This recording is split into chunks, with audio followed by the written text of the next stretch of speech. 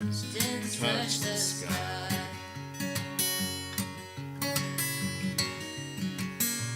Many things about tomorrow I don't seem to understand, but I know who holds tomorrow, and I know who holds my hand, but I know who holds tomorrow, and I know who holds my hand.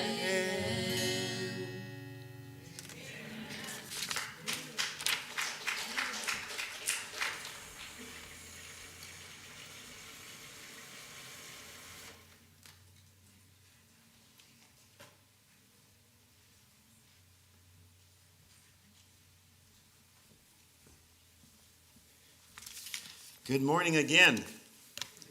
Shabbat Shalom. Happy Sabbath. We're going to need that screen again. I've got a lot of pictures for you, and I've got a lot to say. So if you guys can listen fast, I can talk fast. Or I'll try to. Now, I would tell everyone, no one sit in the windows, please. I don't want, if I go along, I don't want anyone falling asleep and falling out of the windows. And I hope you had a big breakfast, and I hope your lunch isn't on a timer in the oven. We don't want any have to deal with burnt offerings. So anyway, you know my connection with Williams Lake is my stepdad is Dale Jones. Many of you know Dale Jones, long time Williams Lake guy. So that's my connection here, other than going to summer camp with a lot of your young folks many years ago and knowing a lot of those guys. So anyway, I'm going to step away here. Am I on here? Can you hear? Okay. So, not on? Okay. I think they'll get me there.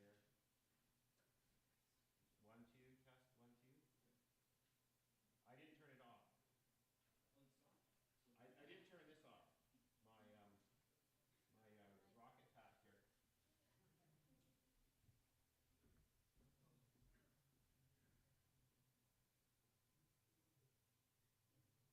I mean, I can stand there or use a different mic.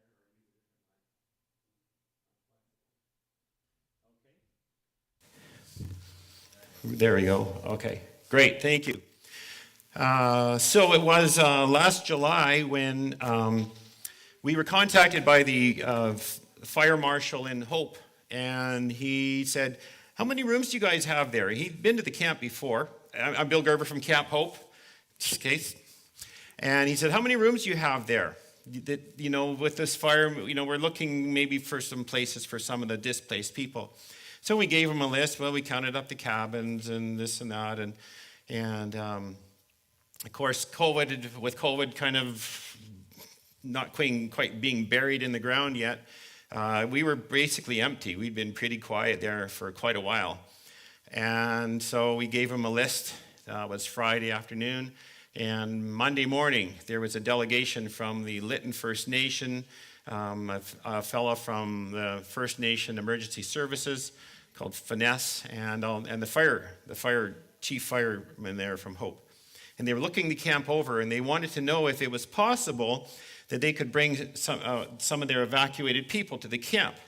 It was kind of a pilot program to utilize camps from emergency things for people who are displaced. Because currently, when the fire in Lytton happened on, I think it was June 30, 2021, I guess it was, people they scattered. They went to Lillooet, they went to Ashcroft, they went to Kamloops, they went to Merritt, they went to Chilliwack. They went everywhere. They didn't even know where everyone was because the fire was so fast. Yeah, I'm sure you all heard about the Lytton fire? Yeah, okay, so and it burned like 90% of the town, lost about 50 homes, and a large First Nation population there. They were evacuated because basically the whole infrastructure of the town was gone. There was nothing there, no emergency services, no grocery store, no almost everything was gone. So So we said yes. We talked to the head officers at the conference, and they said yes.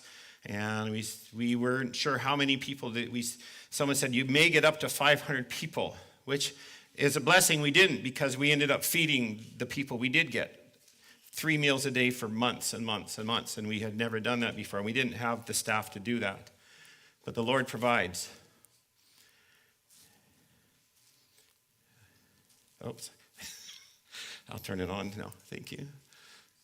I'm really not that slow. It may seem like it, but I'm really not. Okay. So there's our scripture this morning. But then there was a quote. I was sharing a talk at Abbotsford Church, and I share a few paragraphs from the Desire of Ages, and that paragraph, when I read it, it smacked me, and it said, the followers of Christ are to labor as he did. We are to feed the hungry, clothe the naked, and comfort the suffering afflicted. We are to minister to the despairing and inspire hope in the hopeless. And I don't know if you've ever lost your house and everything you own, but I think these people qualified for the despairing and the hopeless. Because, if I lost my home, there's our whole family history is there, pictures and mementos and trophies from kids in music and good sportsmanship in hockey, but nothing great. Things like that. And so, anyway, so they were taking pictures and on the phone, and within a short while they said, yes, we would like to come there. So we scrambled from COVID when we didn't have anyone there for a long time. We went out cleaning cabins. We made sure the rooms were ready, and we'd been putting new smoke detectors in, and so we put more in the new smoke detectors and almost everything, just because some were needing it and others didn't. And there's just a picture of, anyway, I better not talk so much or faster. There's a picture of some of the devastation. So we kind of got ready for them and got a few. So we had about a week to 10 days from when they first talked to us, and they said they were coming, to when they first started showing up. And so we wanted them to feel welcome at the camp. And that's what they would have seen if they would have come during the day. Of course, most of them came at night, and they had to go get processed at the Seabird Island band down the road close to Agassiz, and then they would come up. So it seemed like most people ended up coming in the night, sometimes late at night, 10, 11, 12 even. And then we would take them in a golf cart, go show them our fancy cabins there. We don't have fancy cabins there. Our pastor's cabins are pretty rustic. And so that's just a picture of the river right near there. So just some things. So in essence, then we became their home temporarily. So they had bingo there, and Donna Hodgins, our previous lodge manager, was the best bingo caller. They loved her, and she's quite a hoot. The doctors would come in there. They had activities and different things, and we had. So here preparing, and as I'm in the story, the Lord knows ahead of time. And so this guy here, he's a German fella, and they were here in Canada waiting to get their paperwork so they could move to the East Coast. They were Adventist people, and because in Germany you can't homeschool your children, and they wanted to homeschool their kids. So they were here waiting for paperwork, and they were there about 7 or 8 months, but he was really good on organizing Excel and things that us older people aren't really good at doing. And he did all the computer stuff for us during that time, which really kept things really well organized. And so this was part of the scramble. This is Evie, our housekeeper. This is Ray. She happened to be volunteering at that time, and she's a retired nurse. And she spent months of time there helping us with volunteering. And then we became like a Dorcas Society in a way. We were starting to get donated clothes and things. And before we moved everything into our little gym at the end of the lodge, this is what the hallway looked like. So people would come in the door, they'd get registered here with paperwork. We'd take them out, show them their cabin, and the elders would stay in the lodge, and we had the families with the kids and lots of pets.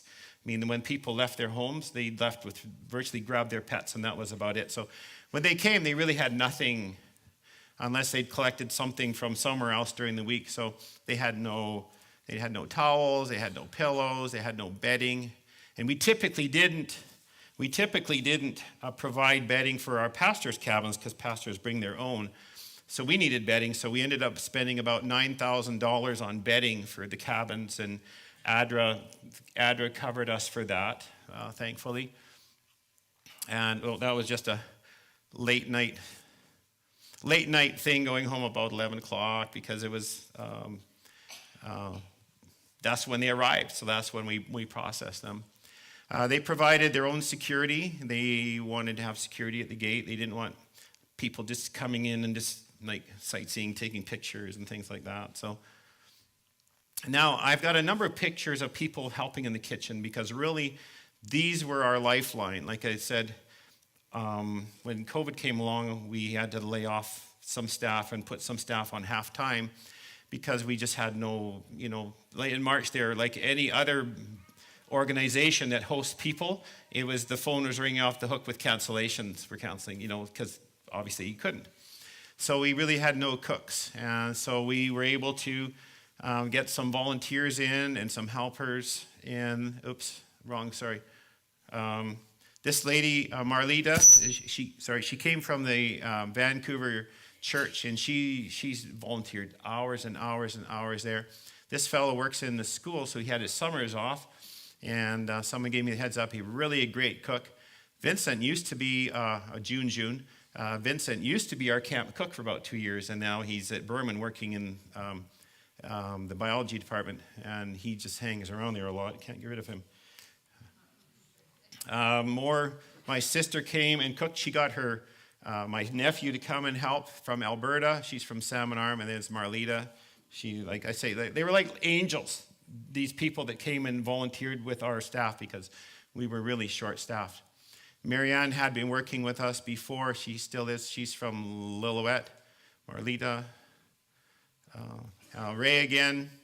These people spent, if you added up their hours, months. Bill McCrory there from Kelowna. We went in and volunteered and helped with. Amanda Toombs was her maiden name. She came and helped a while. And this guy was an amazing cook. He works as a teacher's assistant or something, but amazing cook. Just hard worker. Biscuits that day. And then there's kind of some of my maintenance staff there. This guy has retired. There's the German fella and another volunteer and staff. So we were we couldn't have done what we did without volunteers. This lady's originally from Port Hardy, niece of James Walkus, if anyone recognizes that name. And she came, and she's kind of a personality within that community. She is a certified counselor for residential survivors, and she does a number of other things. That's her son there. They came and helped him a couple weekends. That's her mom, sister James Walkus, and boy, could she make bannock and gluten. Amazing, no recipe, just we loved it when she came along. Her name is, anyway, she's a counselor now back in Port Hardy. Clara. And then, as we were thinking, well, who can we get? Because we would run out, we were working 3 meals a day, 7 days a week to feed these people because we don't want anyone cooking in the lodge, right? It's not meant to be cooked in. We don't have a sprinkler system, and it's not set up for cooking. So we don't want whether it's camp meeting or any time. So Randy Elliott here had been a pastor for us up in Port Hardy, First Nations, at the First Nations Church. His wife and Anna was on, anyway, we don't need to go through all those details. I showed you this picture because it wasn't just work. We had good times too. Serving these people was, we got to know them, many of them quite personally, and the kitchen, it could be fun. This lady was one of the people who were, and we did, some of their people actually came and helped in the kitchen from time to time. And this young lady here, she's an RN in Chilliwack, and she came and spent her summer vacation, her vacation time from the work at the camp volunteering. So we were really She's single. Have any young guys here? She's single.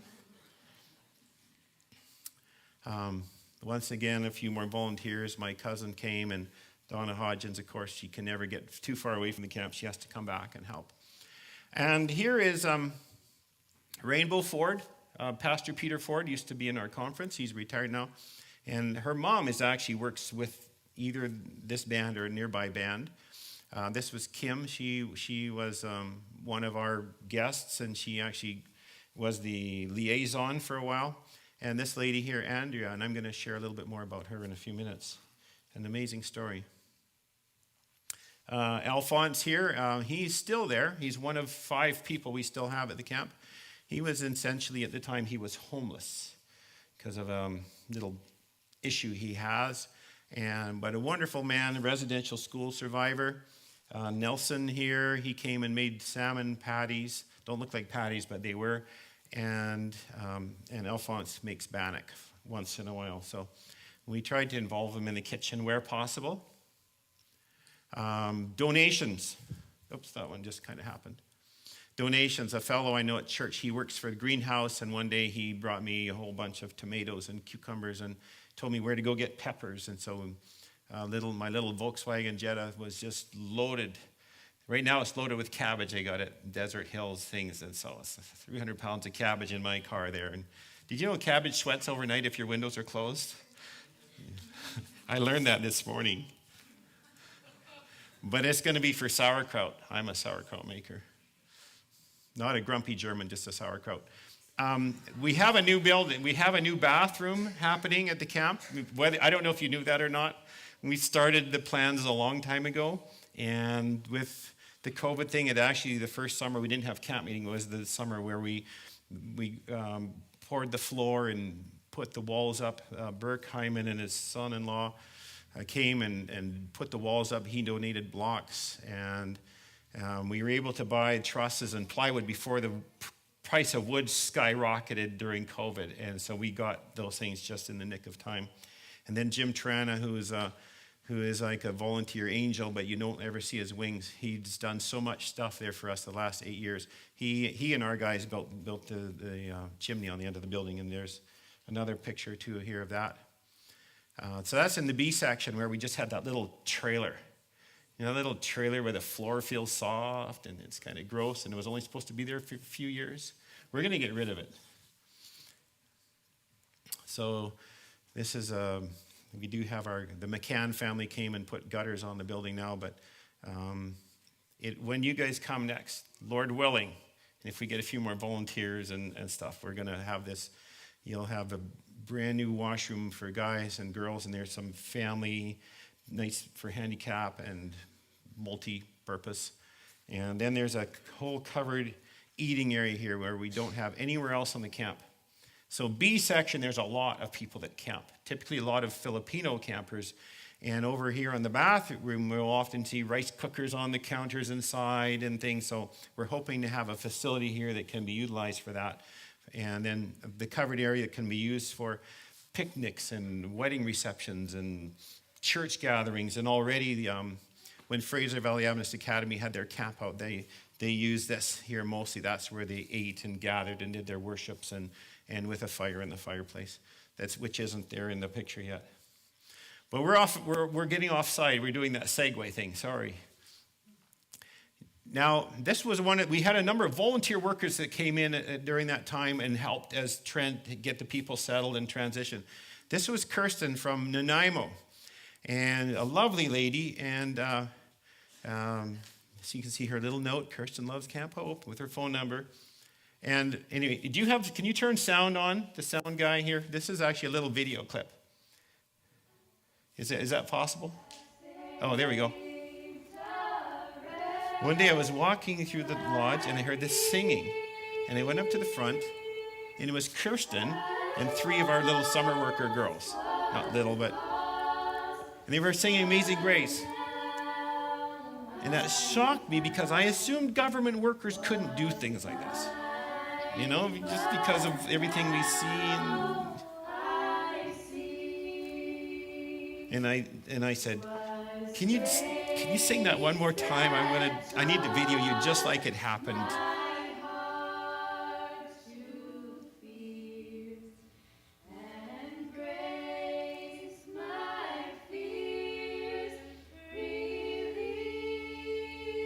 these girls helped us in the kitchen, and they helped clean washrooms and things, because all of a sudden we had more outside stuff to do with people in cabins. We had to keep the washrooms clean and stuff.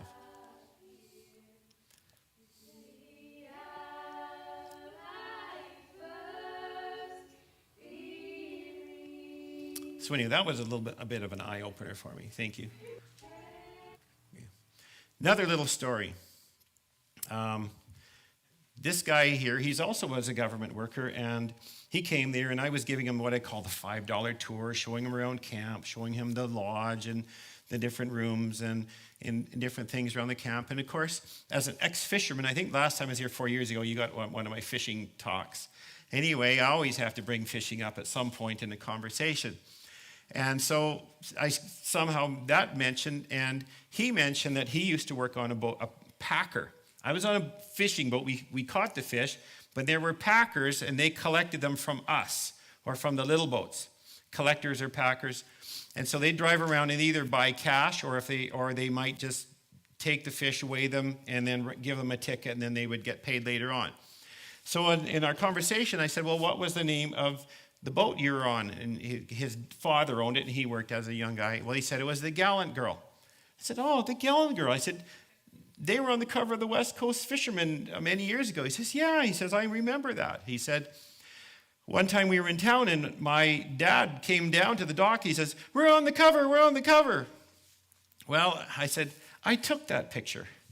And I would take my camera out when I would fishing, and I'd take pictures, and I'd submit it to the West Coast Fishermen, and once in a while they would pick one and put on the cover. So here, 30 years almost to the day of when I took the picture and when this issue came out, I got to meet one of the guys that was actually on the boat. So I just thought that was amazing how the paths of life lead you together and things like that. His name was John, a really nice guy. So this was one of the families that was there, and that was probably one of the first babies that we can feel like the God camp for, right? So this baby, the mom was pregnant, and that baby was born while, not at the camp, but while they were at the camp. They were born in Chilliwack. So there's the... So we had showers there. We had birthday parties. We had this was a reveal. The lady in the wheelchair here, Andrea, Nelson, that's the salmon patty maker. She was pregnant, and so that was their reveal party day there. And unfortunately, we had to cancel a lot of our scheduled camping for that year. This lady here, Margot, she was renting a house, and her house was one that didn't burn right in the core.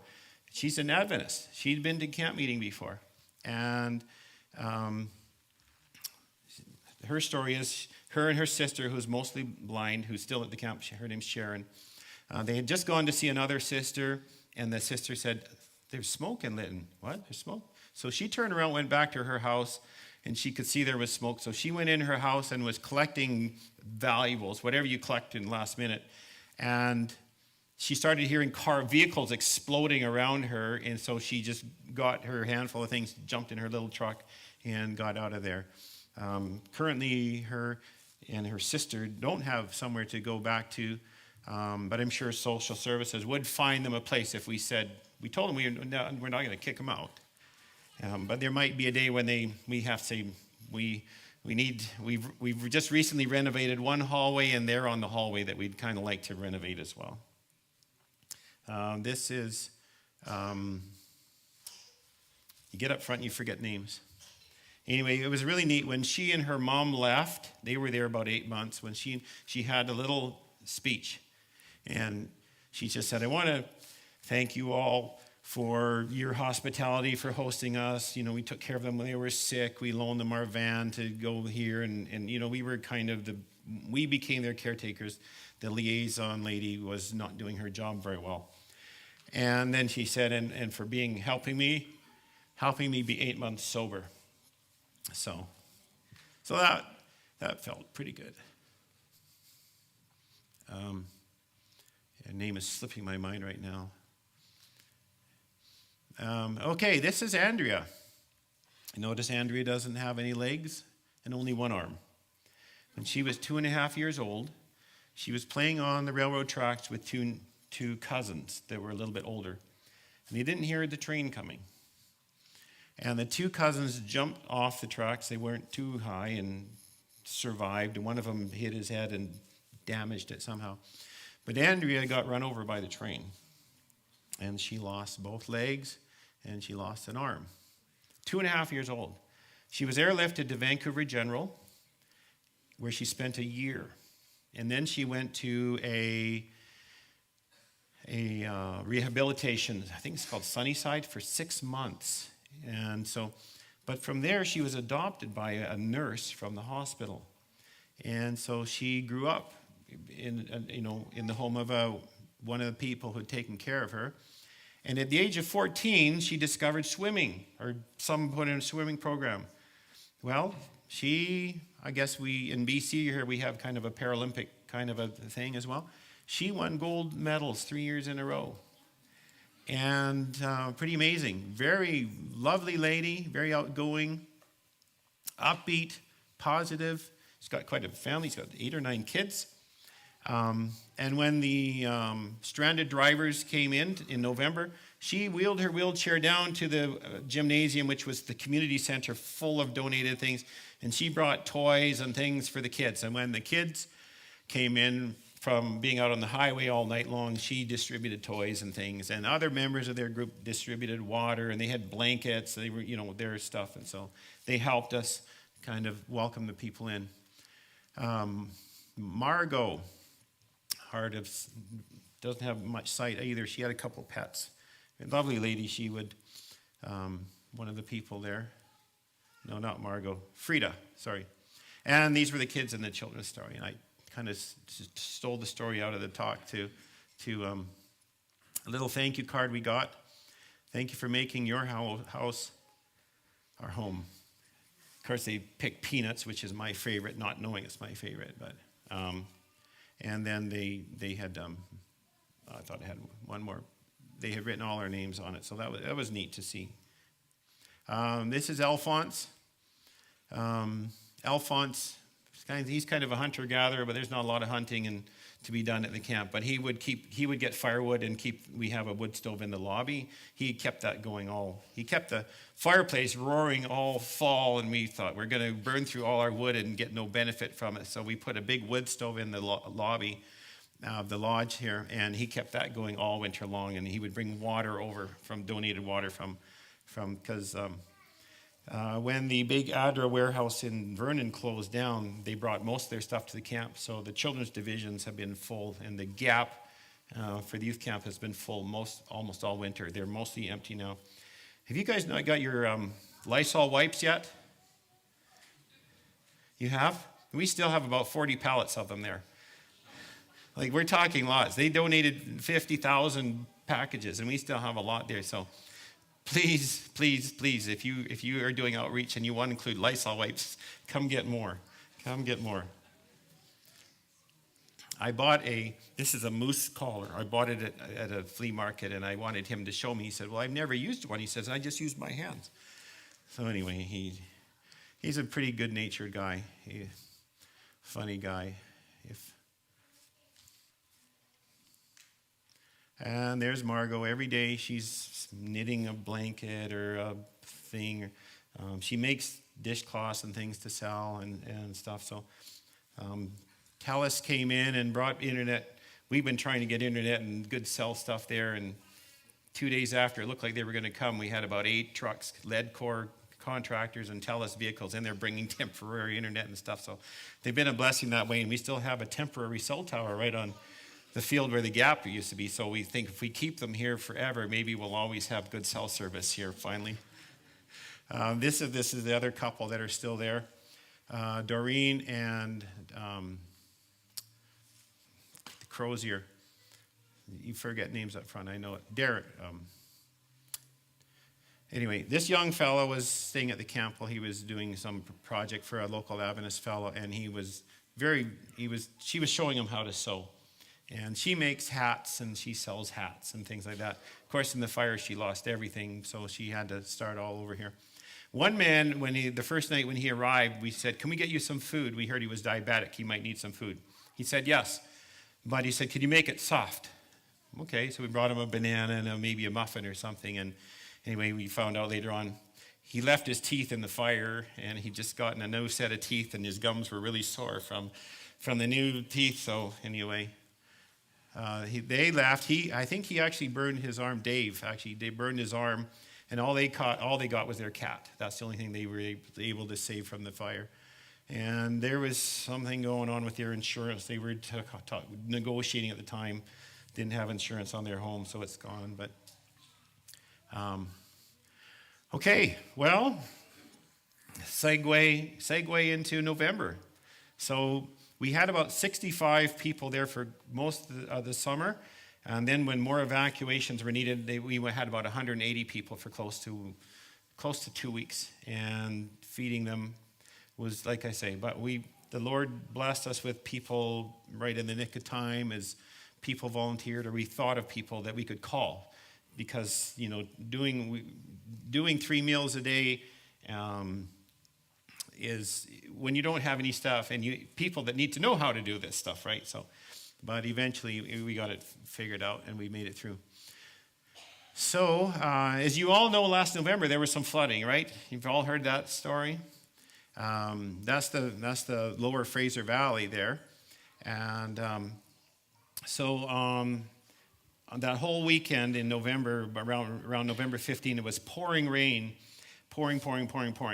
So as the people were coming home from hockey tournaments in Alberta, from visiting family all through northern BC, they're getting rerouted along the way. And a lot of them are thinking, okay, when I get to Hope, I'm going to take a motel, I'm going to get gas, I'm going to get food, I'm going to do this at Hope. But when they got to Hope, the power was out and there was nothing available in Hope. Highway 1 got shut down first on the other side of the river from us. And so they were shuttling everyone over to Highway 7 in front of the camp. So it was full. Every once in a while, when they close out, they come our way, and it's pretty busy. And then a big slide happens between us and Agassiz, closer to Agassiz, close to the Seabird Island Band. And a big slide hits there, and all of a sudden, then another smaller one behind them, blocking those guys in, and then the traffic piles up behind that, and then one happens between the camp and the weigh scale between us and Hope. So all those people were trapped that Sunday evening. Sunday had been pouring rain, and they get here and they're not hearing much news, and it's pouring, it's black. One guy said he was just following the tail light for most of the trip, following the tail lights in front of him. He said if they would have gone off the road, I would have gone off the road too. He was going to stop in Hope and get a motel. That's the big slide that happened closer to Agassiz. 5 vehicles were wiped out there, just swooshed off the road. No deaths, almost. That's it. So you can see it started almost at the top of the mountain here, and it came down here and just washed this bare. Like there's really nothing left. Trees. I didn't even know there was a stream there, really. And it washed it all down in here and into here. And so that's what it looked like shortly after it happened, probably the next day. As you can see, these guys are stuck. They can't go anywhere. They were all airlifted out. And so if you look here, there's one of the vehicles there on the side. I'm going to tell you a little bit about that vehicle and the people in it. This was one of the cars. I went there a while later and looked at the cars and took pictures of them there, and you can see how battered they are. This is that car there. It was I think a Nissan Titan, and those are the people that were in it. That's their truck. So they said the vehicles in front of them just disappeared, and then they got washed off. So they were being rolled around and battered. They said their truck filled up with water.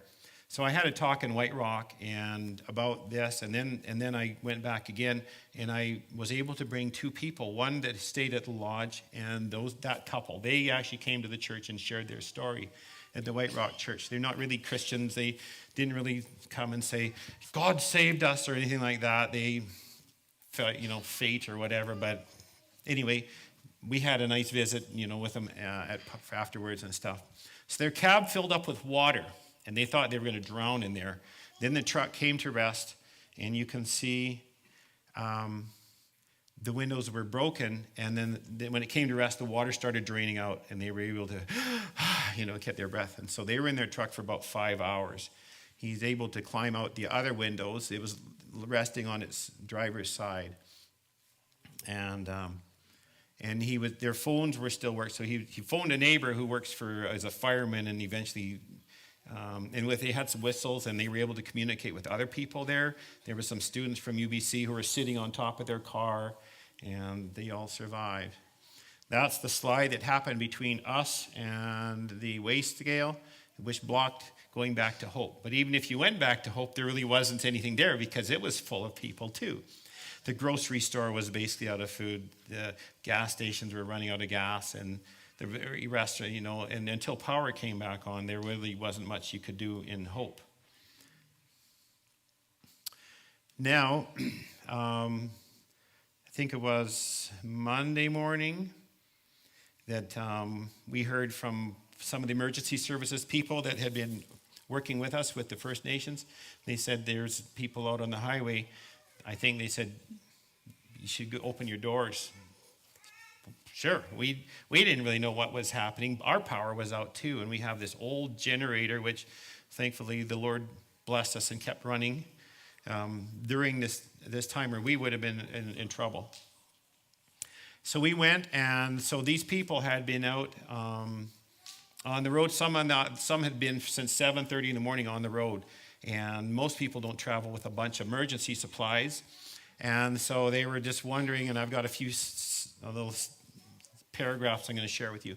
But anyway, everyone says, and then this white van came along, and then this white van, like we didn't know what we were going to do, and then this white van came along, and he rolls down his window and says, hey, we have a camp over here, why don't you come in? And, one lady, they said they were of Coquitlam, they were of Iranian descent. They said, no, when you're from the city, you just go somewhere where someone in a van says, come over here. So the second time, so they weren't coming in, so they waited, and then the second time he came on, he says, hey, why don't you come to the camp? We've got food, we've got bathrooms, we've got water, we've got coffee, come on in, because it's a long, cold, wet night. Can you imagine being in your car all night and you need to go to the bathroom, and then when you go outside, you come back in and you're soaked, and there's no privacy, and Well, then there was so much water, we had a river running across the road into the camp, so we had to get the old camp bus warmed up and going, and we were hauling people in because some of the little cars, 4x, could make it in. But so there you see the bus driving through the little river there. So we were bringing them into the camp. Just like the hymn, bring them in, bring them in. So I wasn't there. I was stranded outside the camp, so which was good because I was working on getting more food sent up. And the only way really was by helicopter. The airfield, what they said, was under some water, so planes couldn't land. But almost all the helicopters were being used for plucking people off highways at different places.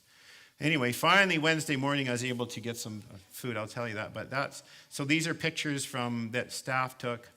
One of the guys wrote, "Stop by a slide, patiently waiting for the highway to open, giving up, turning around only to find another slide, eating your last granola bar, drinking your last bottle of water, and then boom." Angels put this before you, encourage you to eat their supplies. How fortunate were we? And we have a little. We weren't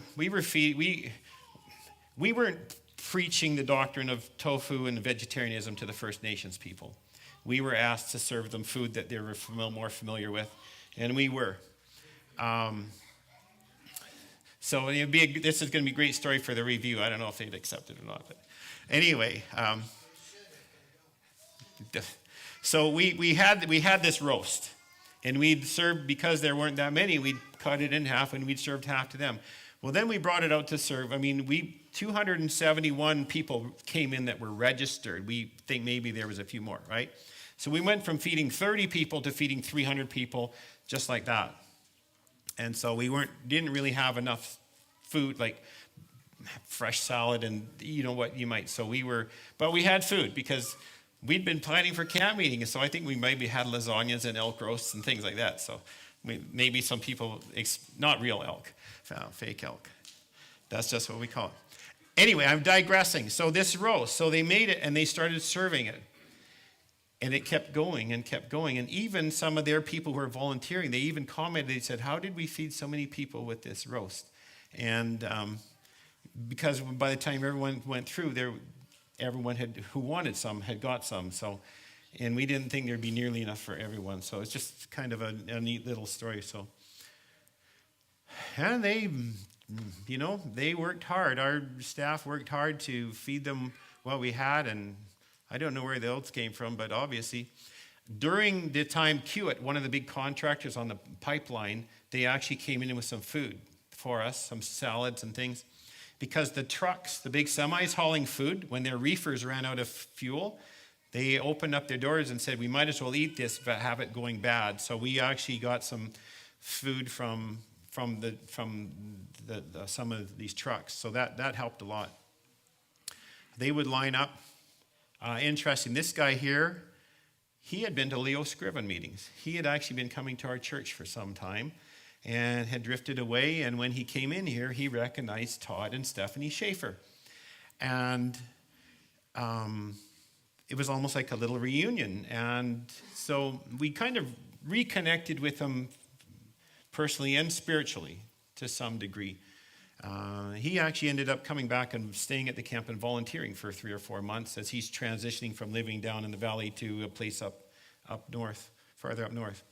Another young fella talking to my sister said, I used to go to a Bible camp as a kid. He says, this is bringing back a lot of memories. Maybe I should start going to church again. So, a number of little things like that. You don't know just what your influence is on people. And it's amazing when this was right when we were social distancing and all these things. Well, there really wasn't much social distancing happening here when you have 300 people in this area. We didn't have any stickers on the floor and we didn't have any plexiglass. And yet, you know what? I didn't hear one story of anyone getting sick, one story of anyone being sick. I think by the time it was all said and done, most masks weren't on anymore, except for the Lone Ranger. No, that was meant to be. I've never said that when I've shared this talk before. So that's, there's the upstairs auditorium. The rooms filled up pretty quick, and already we had some First Nations people there, so we filled up the rest of the rooms. And the auditorium became a big hotel room. We brought in all the mats from all the cabins and the bunk houses. We couldn't put people in them because our power was out and our generator was only feeding the lodge. Hallways, highways, byways, little cubbies. People took their mats and slept wherever they found a bit of privacy there. But they were happy to be there after spending a night on the road. And if your gas gauge was down and you didn't have much food and you didn't have much water and you didn't know what you were going to do, people brought their pets in. We had more pets in our lodge at that moment than those 3 days probably than in the previous 40 years because we're typically a no-pet lodge. But anyway, we didn't hear, there was no dog attacks, didn't hear of any accidents on the carpet and things like that. So people did puzzles. A few people were brave enough and they stayed out in a couple cabins, but we had no heat there. There's the old generator. It did its job, but it barely. One day it stopped. Fortunately, our mechanic who was stranded outside of the camp, we just had found him a ride in by helicopter that morning, so he was there to and help. And Kiewit actually came and filled our diesel tank up one time too, because we were running low on diesel. Our guests helped volunteer in the kitchen, which was a blessing because we didn't really have enough staff to feed that many people. These are more of the guests. The Kleins from Oliver had donated us a whole bunch of squash that fall, and they came in really handy. And this man is, I don't know if you ever tried to carve up a squash, but it's not that easy. Now, I have a bit of an axe collection. If I'd have known they were going to use an axe on their squash, I could have donated them a nice shiny one. That's kind of sad to see that old rusty thing there, but everyone survived. There we go. There's our squash soup there one day. There's our volunteer crew serving some of our First Nations people that were still there. I've been trying to find a way to get food up to the camp, and all the helicopters were busy. I know a couple brothers who teach flying there, and they're members of our church from originally from Hope, the Gelbs. And so he calls me one morning. He says, "Hey, do you still need groceries?" Yes, of course we do. He says, "Well, I'm flying up there empty. He has to go pick someone up and bring them back with their big one. They have trainers, little ones that don't carry much, and then they have a bigger one." And he says, "Well, if you can be here," he gave me an hour and a half. "If you can be here, I can take 700 pounds. So I ran home, grabbed my daughter, and then we ran up to the closest store, which was Walmart. And she grabbed these people from customer service, and I went the big list. Those shopping sprees you used to have if people won a draw and they would win 2 minutes in there. That's almost like what it was. We were running through there grabbing stuff. Except how do you know how much to get for 300 people, right? You get hamburger buns for 300 people and you fill 2 carts. So anyway, so we got what we got. We kind of did a partial list, and we only ended up with 500 pounds. I'm not a very good 700-pound grocery getter estimator. I'll have to work on that. But when it got there, the people were very happy. That's the pilot there, Misha, and that's his brother-in-law, Tay. And he used to be a towel layer. Now he's a mechanic for them. And but bless their heart, they flew it up there, and it got great joy. They made an announcement, said, "Could a few people go out and help unload?" Well, we had a huge amount of volunteers. By then the weather was better, so people wanted to get outside, so they went outside and helped unload. My sister had said, if we don't get more groceries today, it's going to be parsnips 3 meals a day. And suddenly we had a praying crowd. And the prayers were answered. Another family, the Mowat family, they were involved in a concrete business, and they have access to helicopter, and that's Chad there. He flew up a load of groceries for us too shortly thereafter. So they had been down for maintenance, and they got the maintenance to be sped up so they could help us. So that's another load there. Weather cleared up. When it's not pouring rain, it's actually pretty nice down there. So we don't want to forget the beauty of God's natural beauty at the camp. It was interesting. I put a little Facebook post on, I forget if it was mine or the Camp Hope page. Somehow people were reading it, and I got a call. Someone wanted to interview me about what was happening at the camp. Well, once word kind of got out, boy, it was. I don't know if you saw it on the news. It became a newsy item. I mean, it was a real feel-good story, right? And news doesn't always just want to do bad, gross stories. They like good stories once in a while too. So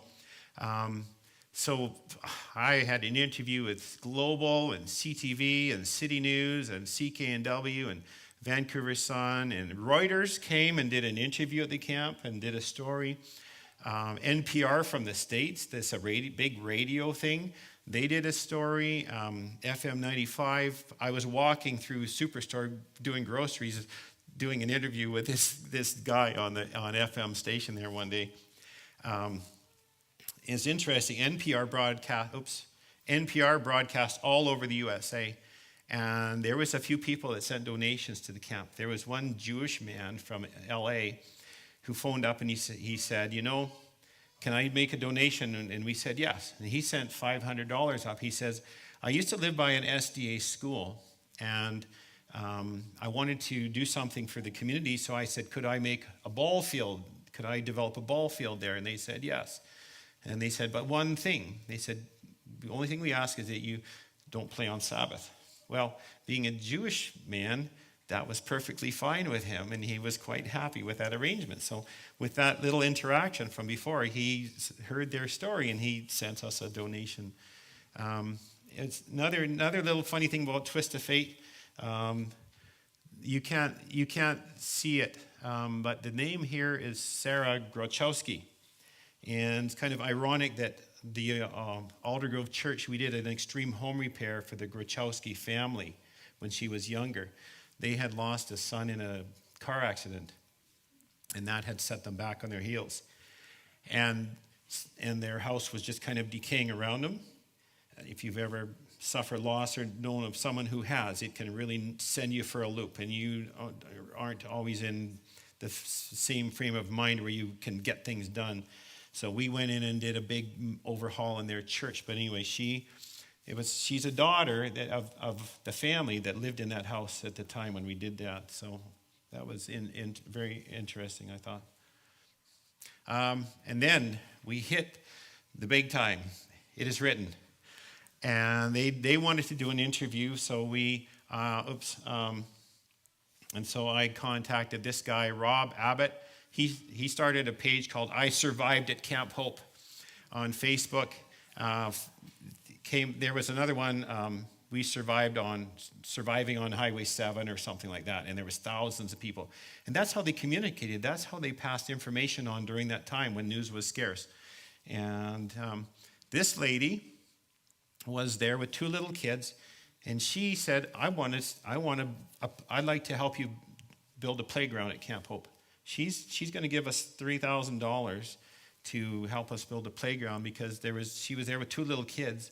And she said, if you'd had a playground, I could have taken them outside and not had them running over everything inside or trying to keep them quiet. So we do have you young parents, we do have on our capital budget this year to find a playground, and I think we've earmarked about $10,000 or $12,000 for a playground because we don't have anything like that at the camp, and we're hoping to put one in. And she's the one who's spearheaded it. Her friends and family raised some money to fly her away from the camp, not knowing that the road would open that night. So she wants to take the same amount of money they raised and give it to the camp. This lady and this man, I'm going to share a little story that they wrote. And also this lady here too. This is the lady that wouldn't come in. It was only after the van came a second time and said, you guys need to come in. And they were going to drive in, but the river over the driveway was too high.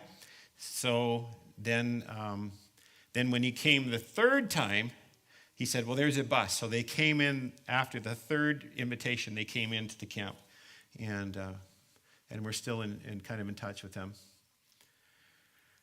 Okay, well, this was kind of fresh. I did this talk freshly after, so we started a place because a lot of these people wanted to make donations, but they didn't have tithe envelopes and didn't really want to go to the bcadventist.ca necessarily. So we developed a place they give online, camphope.ca, and a lot of people.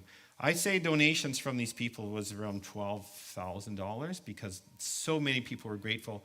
Parents of people who stayed there, relatives of people that stayed there would send in with beautiful letters of thanks. We were almost overwhelmed with gratitude from people.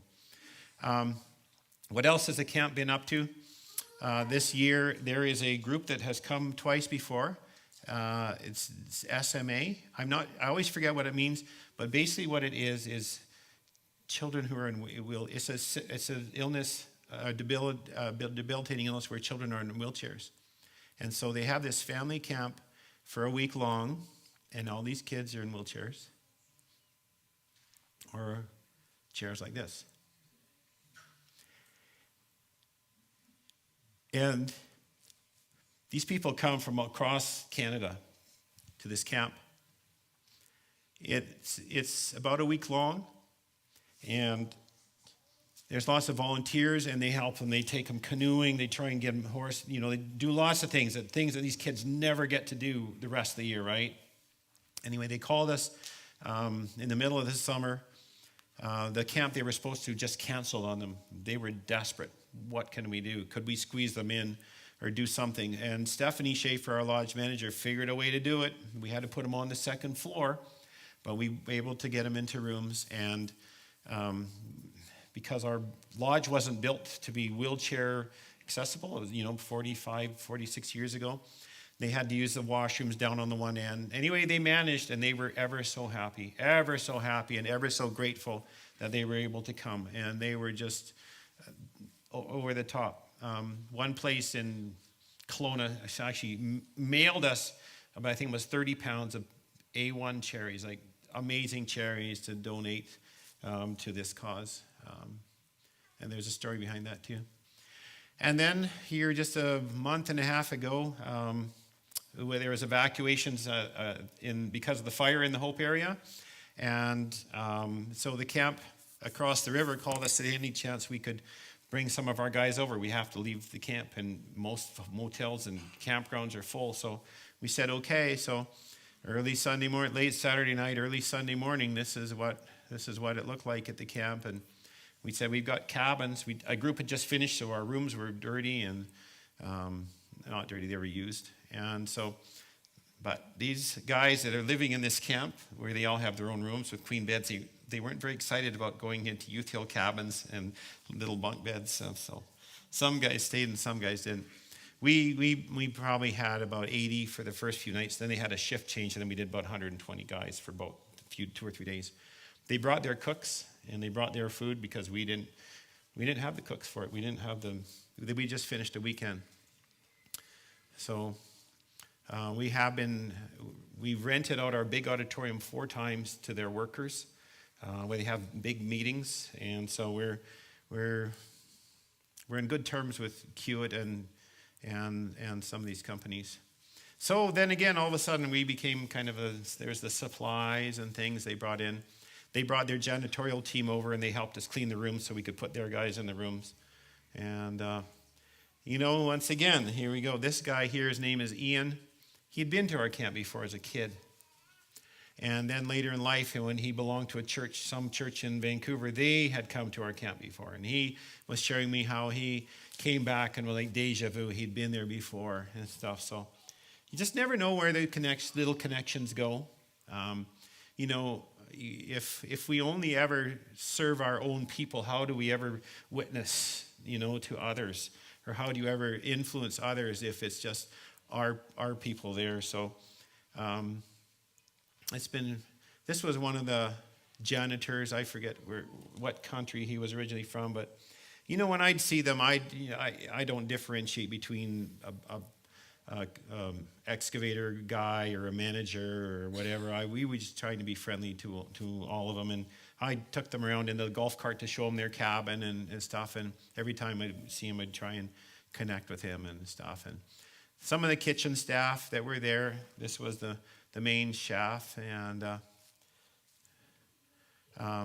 these were the first aid health ladies. It's interesting. Oops, keep doing that again. These two here, I sat down with them at a meal, and their question was, why don't you guys eat pork?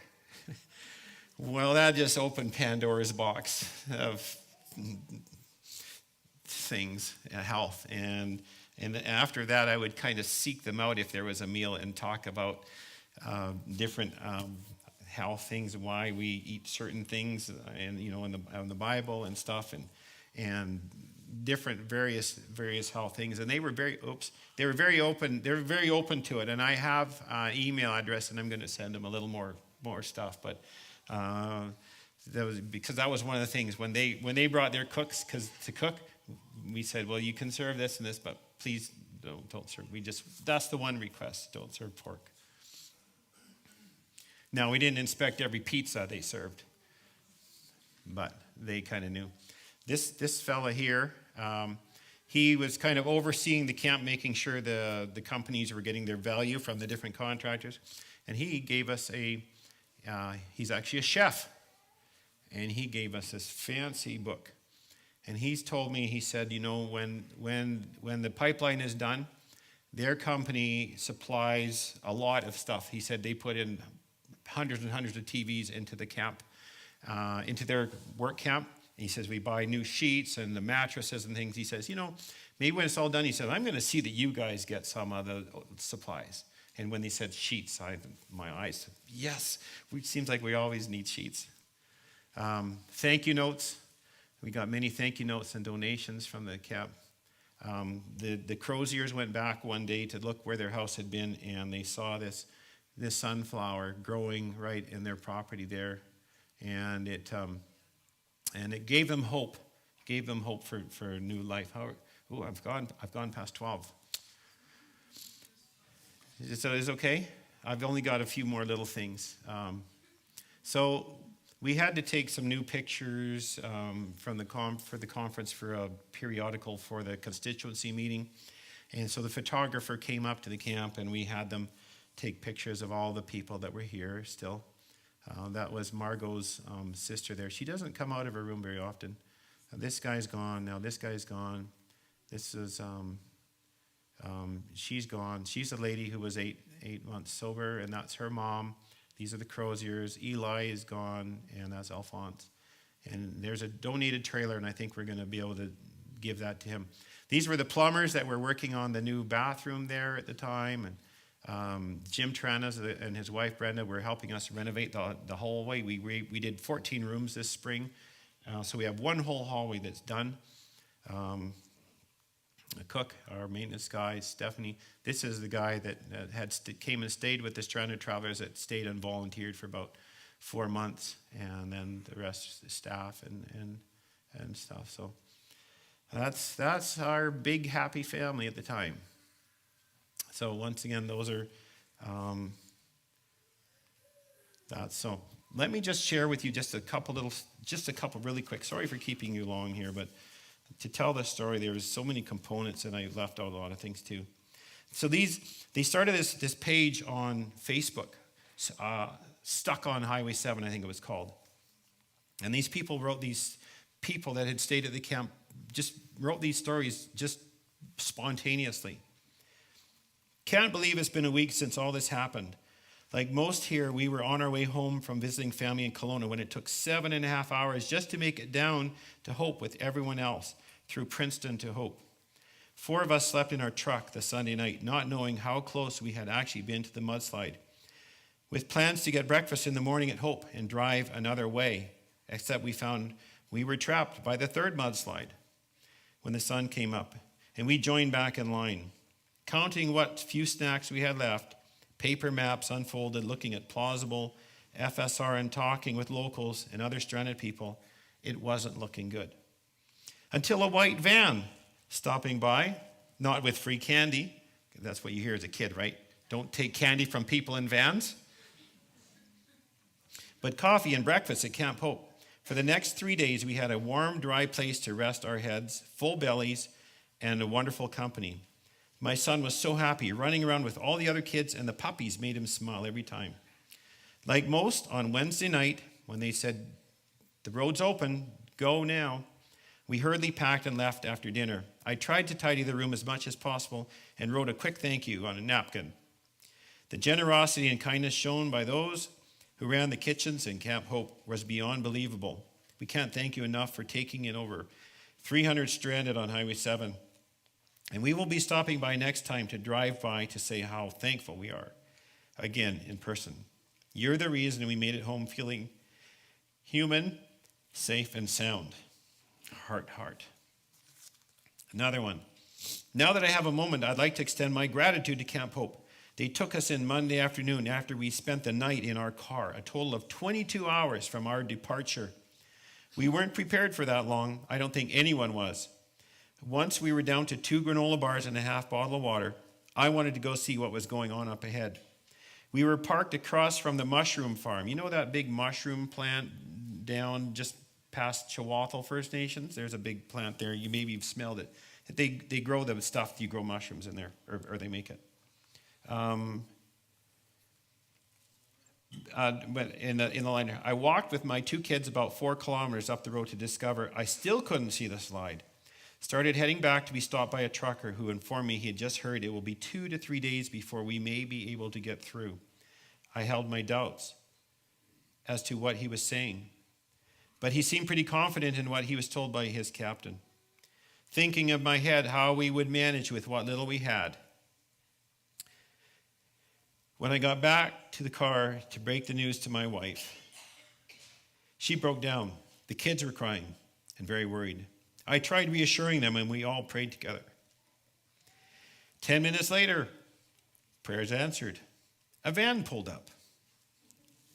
And an older gentleman, Todd's the same age as me, so I guess that makes me older too. An older gentleman informed us about Camp Hope and that they were accepting people in with open arms. We sought refuge there and were blown away with the support we received. Truly was a godsend. They had 3 meals a day for us, beds to sleep in, and mattresses to accommodate everyone else. I'm sure everyone at Camp Hope will remember who we were. Ralphie had quite the fan base there, our quiet but very special French bulldog puppy. He enjoyed his stay there, but I can assure you he was very happy to be home now. What really stood out at Camp Hope, aside from the heartwarming compassion and hospitality, was that the kids could take their minds off the severity of the reality of what was happening. They were focused on enjoying their time with other kids and so happy to have beds to sleep in. Prayers answered. We didn't have a chance to say goodbye to everyone as we wished we could have. When we found out the window to leave was small to get out and we were running out of time, we did what most did, and we grabbed all of our stuff and booked it to the car and made it home safely. Thank you, Camp Hope, for everything. And the last one. And this is from the family. They didn't want to come in because they were afraid that we were untoward, right? Sometimes, and they made a nice donation to camp too, sometimes it's the small turns in life that impact you the most. Our turning onto the driveway of Camp Hope proved to be one. We were trapped between 2 newly birthed geographical landmarks, Mudslide 1 and Mudslide 2, oblivious to the fact that a world lies in between these 2 obstacles. In the midst of the chaos and uncertainty, Camp Hope provided a safe haven for a myriad of people, a mismatched tribe who came together by mere token of being at the wrong place at the wrong time, or so it seemed. The severity of the natural surroundings and that of the people of Camp Hope, who pampered us nonstop, created an atmospheric river. You remember that's what they called all this rain, atmospheric rivers? Created an atmospheric river of divine energy, something we distinctly sensed the absence of once we reached our own city. Sometimes the smallest turns impact you the greatest. Witnessing humanity and faith in action in the eye of a storm restores our faith in humanity and provides us with a role model. In the end, we came to realize we were meant to be between Mudslide 1 and Mudslide 2. And indeed, as Stephanie said, with a knowing twinkle in her eye, everything happens in God's time. So while you haven't been at Camp Hope recently, we've been busy trying to get it ready. Hopefully you can come soon. And it has been a blessing for many now, hundreds of people. We've never anticipated this, really. We are actually in the process of buying some rolling carts and some mattresses or mats because we want to be more ready, because I don't think nature is going to let up on us with the adverse events. And so we're in pretty good accord with governmental emergency groups in the area. We've got good relations. We know a number of the people on first name basis, and I think when something else happens, I think right now we're having these atmospheric rivers again, so we're almost expecting more mudslides. I don't know what it'll be like after a super, super dry spell. Maybe it'll be worse, whether the ground doesn't absorb all the water or not. But anyway, we'll be there, and we will try to support as many as we can. Thank you for your support in reach offerings, and if any of you send donations to the camp, we always appreciate that.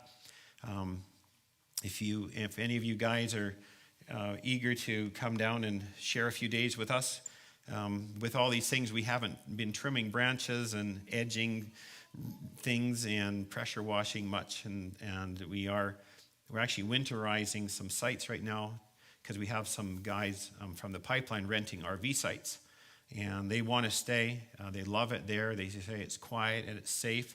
And we had one of these pipeline guys come in there and come to the office and say, "Did you have ghosts here?" No. Are you sure you don't have ghosts here? No. Stephanie said, no. Do you have spirits? No. Well, she said, well, we're Seventh-day Adventists, and we're Christian, and we believe in God the Father and God the Son and the Holy Spirit, or the Holy Ghost. That's it, he said. It's the Holy Spirit, he says. When I came on the camp, he says, I felt something about this place. It felt special.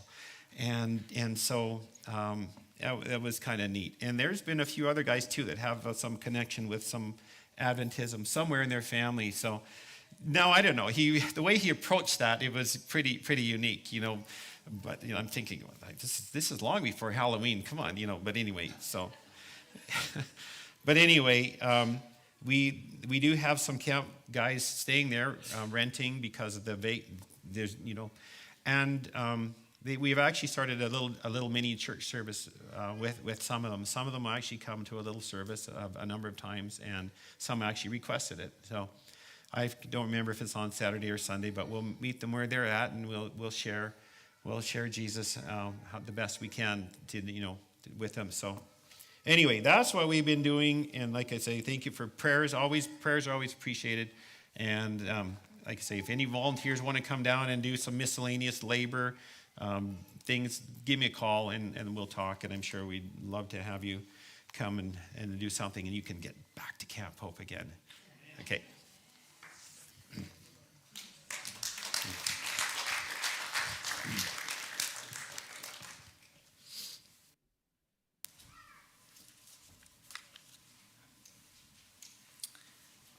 I now invite you to stand with us as we sing the closing hymn, number 101, Children of Our Heavenly Father.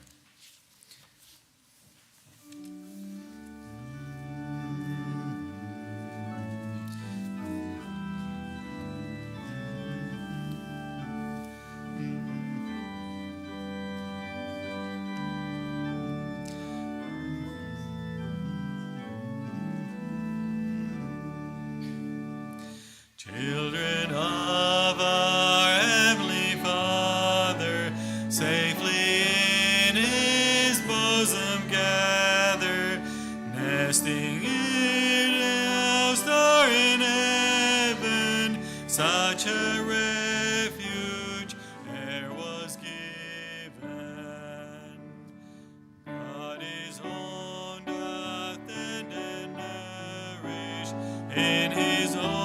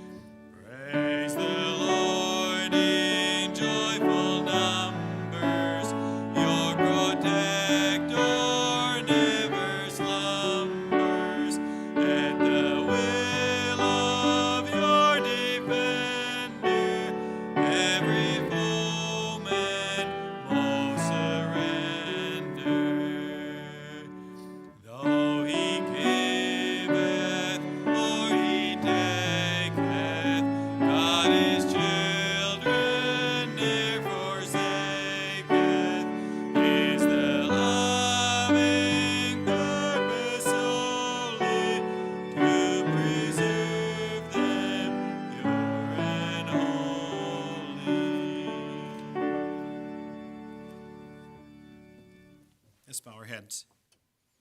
Father in heaven, thank you for the opportunity to come here and share these stories. Thank you for those who had the foresight to have a camp, and now that we can use it to care for others, to entertain strangers, to support and lift others up. Lord, as you walked our earth, you sought out the sick and the lonely and those who were despairing. And thank you for the camp where people just are being brought to us, and we just pray that we can continue to help, and may we be your hands and feet. May people see you through us, through our words and through our actions as well.